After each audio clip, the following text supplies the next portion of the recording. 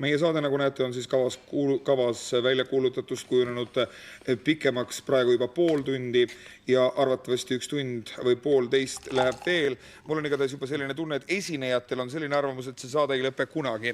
Tere tulemast saatesse, Preili Jaanika Sillamaa ja Jaak Joala. Mul on teid väga hea näha, aga ma kujutasin millegipärast ette, et kui te siin istute, te istute ühel diivanil, sest teil on nagu üks niisugune tiim ja mul on tunne, et see lõppev 93. aasta on teid tõepoolest hästi tihedalt kokku viinud. Jah, on küll, üritusi on päris palju olnud ja tööd on ka päris palju olnud. Jaanika, on see, ma kujutan ette, et see on ikkagi suur vedamine, leida endale selline manager ja selline produtsent nagu Jaak Joala, liiatigi tundes teda kui erakordset, ma ei taha öelda, et laiska, aga mugavat inimest. Mina ausalt öeldes ei suuda siiani aru saada, et ta üldse vedu võttis selles projektis. No, sellest ajast alates, kui ma kohtasin sellist inimest nagu Jaak Joala, ma usun juhustesse. Enne ma ei oskunud. No, ma saan aru niimoodi, nii palju kui ma mäletan sellest lõppevast aastast, teid viis kokku see Eurovisiooni projekt ja Eesti esmakordne osalemine selle lauluvõistlusel? No praktiliselt küll ja tegelikult lugu sai võib-olla varem alguse juba, võib-olla start oli see, kui Jüri Makarov ja Makarov management otsustas teha Jesus Christ Superstari. See oli aasta tagasi, eks ole? See oli jah, ütleme, täna aasta tagasi umbes. Jah. Nii, tähendab, ma ei taha kütta üles emotsioone liiatigi, kui kell on saanud 2 öösel, aga nüüd, aprillist on möödunud siiski suur hulk aega ja need Eurovisiooni tookordse 93. aasta Eurovisiooni ja selle eelvoorudega seonduv belletristika ja kired ja emotsioonid hakkavad tänaseks haihtuma. Jaanika, kui siis vaadata sellele tagasi, mis see siis oli? Oli see teie jaoks normaalne esinemine, oli see läbikukkumine, oli see lootuste purunemine, et te sinna Mill Streeti ei saanud? Ma ei ütleks, et ta oleks lootuste purunemine, sest ma olen olemiselt natuke pessimistlik tüüp. Ma arvan, et ta oli lihtsalt üks väga õpetlik katsumus. Ja ma olen väga õnnelik seepärast, et ma arvan, et tänu sellele, et ma sealt, ütleme, kasutasid väljendit läbi kukkuma, et ma sealt läbi kukkusin. Ma sain võib-olla palju õpetavama kogemuse kui siis, kui ma oleks näiteks sinna edasi jõudnud. Tähendab, ei, ma ei dramatiseeri seda selles mõttes läbi kukkuma. Mis tähendab läbi kukkuma? Kui on 6 laulu ja nendest saab 3, no siis 3 peavad jääma välja, eks ole. Tähendab, ega ei olnud ju ka selles laulus ju, kui me Jaak meenutame seda kõike mäe kõrgust üleolekut nendest teistest lauludest, mis sinna sai. Tähendab, mulle kui tavalisele kuulajale tundus see nii. Asi on ikkagi laulus. Tegelikult jah, loomulikult see üritus on ju laulude, võistlevad laulud, mitte lauljad. No aga muidugi kui ausalt öelda, siis ma isiklikult professionaalina muidugi oleks näinud, et see laul oleks ilmselt pidanud siiski 3 hulgas olema, kui kõik oleks läinud normaalselt rada ja ei oleks olnud, ütleme neid igasuguseid sekeldusi ja altminekuid, mis sellega kaasas käisid. Jaanika, see oli ikkagi mõnes mõttes niisugune hea kogemus ja valus õppetund samaaegselt. Ta oli õppetund küll, aga kui valus, see on küsitav.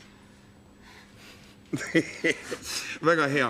Kas see on teil hiljem valmis mõeldud niisugune teooria, mida reporteritele vastata või on see niisugune aus vastus? No, ma olen oma olemuselt selline võrdlemisi aus tüüp. Ma ütlen seda, mis sellised saab. Väga hea. Mulle meeldivad sellised inimesed. Tähendab, mul on tunne, et teie lauljakarjäär ju sisuliselt alles algab ja mul on tunne, et te olete ju väga noor.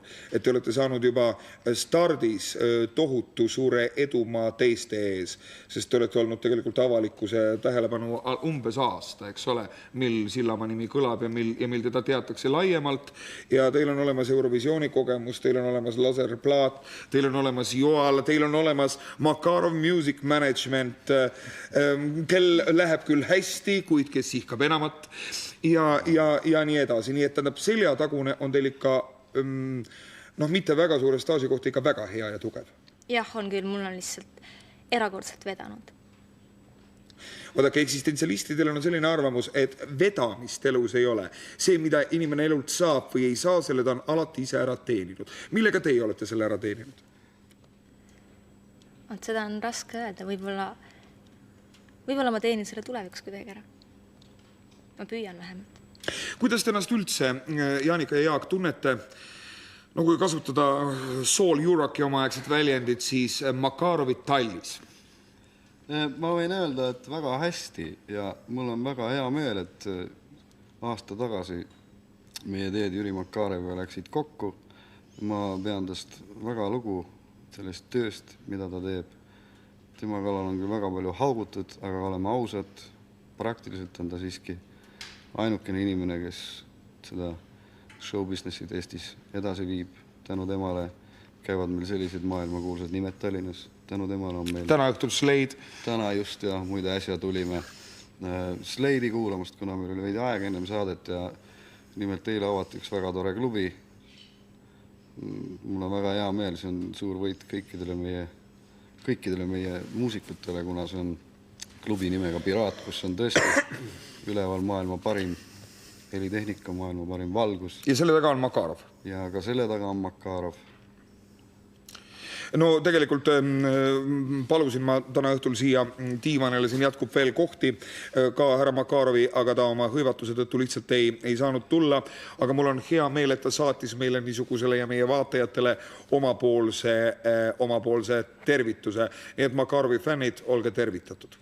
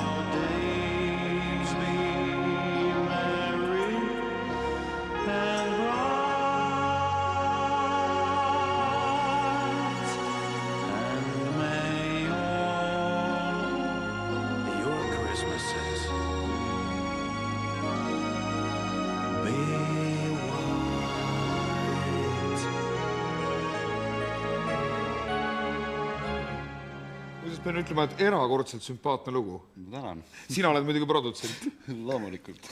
No ma saan aru, et Makaroviga üldiselt teil plaane jätkub ja mul on tunne, et Makarov oli just nimelt see inimene, kes sulle tõsiselt elu uuesti sisse ajas. Ja loomulikult, muidu ma oleks võib-olla siiamaani laisklet kodus ja mitte midagi teinud. Mis projektid teil on veel, kui sa räägid, mis nüüd mahuksid 94. aastasse? No plaan on väga palju, võib-olla, et kõige tähtsam, mille me otsustasime alles hiljuti. Nimelt Jüri arvas, et me peame ise muretsema selle eest, et meil oleks aastate pärast, mida laval kuulata ja vaadata ja selleks on mõeldud välja selline projekt, et iga aasta edaspidi me laseme välja ühe CD ja ühe kasseti ühest Georg Otsa nimelise muusikakooli õpilasest. Kuule, see on suurepärane idee, aga ma hakkasin muuseas mõtlema sellele, et miks sina ei lase näiteks välja, ütleme, CD-d pealkirjal Unustamatu Jaak Joala, näiteks. Urmas, sa ju tead, et ma olen laisk inimene, ma lihtsalt ei viitsi. No aga tegelikult sellel oleks ju turgu, miks sa seda ei tee? Miks Makarov sind ei ole käsile võtnud? Oi. No kui tema mind käsile võtaks, ma muidugi ei pääse, aga üldse ma ei viitsi. Tuleb Makaroviga rääkida. Janika, ma õnnitlen teid ka CD tuleku puhul. See on tõesti tegelikult erakordne asi. Kas te saate üldse aru, mis tähendab CD praegu siin Eestis? See on kolossaalne asi. No päris alguses vist ei saanud, aga kui ma vaatan need inimesi ja ma vaatan neid plaate, mida müüakse, siis mulle vist hakkab kohale jõudnud. Sa vist ei uskunud kuni selle sama päeva hommikul, enne kui sa selle plaadi kätte said. See on täiesti utoopia minu jaoks, siis kui ma ta nägin ja käega katsusin, siis nojah, Jaak mäletab, missugune ma olin. No Janika, Jaak on teie produtsent ja Jaak ütleb teile väga paljud asjad ette ja kogenud inimesena teata seda showbusinessi telgitaguseid ja kõiki muid nüansse üllatavalt hästi. Öelge palun, kuidas te ennast ise tunnete selliste, ütleme, Eesti popstaaride hulgas nagu Anne Veski, Heidi Tamme, Marju Länik. Kui te nendega kokku saate, on teil millestki rääkida? Suhtlete te üldse või te olete Joala kaitsva tiiva all kogu aeg nagu eraldi? No, kui ma suhtlen, siis loomulikult on millestki rääkida. Ma ei pea ennast veel staariks, ma pole midagi niisugust ära teinud enda arvates. Kohe ausalt ei pea? Ei pea. Fantastiline. Ma võin siia lisada, mille üle mul on kõige rohkem hea meel. Mul on hea meel, et mul on võimalus lihtsalt oma kogemusi edasi anda. Mitte ainult võib-olla Jaanikale, aga ka teistele, kes õpivad minu juures muusikakoolis. Jaanika pärast on mul hea meel lihtsalt sellepärast, et on õnnestunud see, et ta on selle aastaga võib-olla nii palju õppinud ja just ta on aru saanud selle töö olemusest ja võib-olla ta on jõudnud ühe aastaga kaugemale. Võib-olla selleks oleks kulunud 5, 6, 7, 8 aastat. Ja staariks olemise valud ja vaevad. Ja viimane, kuigi mitte tähtsusetu küsimus. Kas selleks, et koostöö sujuks, pead sa olema ka, ütleme, armunud sellesse artisti, kellega sa teed koostööd ja vastupidi? Kas peab olema lauljanna armunud produtsent ja produtsendi võimalused ja mõju on ju üldiselt teada? Produtsendist sõltub kõik. Produtsendid teevad tähti. No, inimlikult kindlasti, jah. Mingil määral. Kolossaalne vastus. Nii? Tähendab, ma olen ise ka mõelnud, et miks pärast ma selle tüdrukuga nii palju jaman. Ja mul on päris selge pilt, kuna me oleme mõlemad vähid ja ühest tähtkujust, siis ma vahest lähen lausa raevu, kui ma näen neid samu totakaid, tobedaid vigu, mida mina tegin samas vanuses. Nii et võib-olla minu kõige tähtsam töö on neid ära hoida. Skandaale tuleb ka ette teie vahel? Oi, muidugi. No, me ikka kakleme päris tõsiselt vahest. Me kakleme 3-4 korda päevas ja ütlesid väga teravad. Tõsi, jah? Aga kuidas te siis ära lepite, kelle initsiatiiv see tavaliselt on? Minu oma küll ei ole.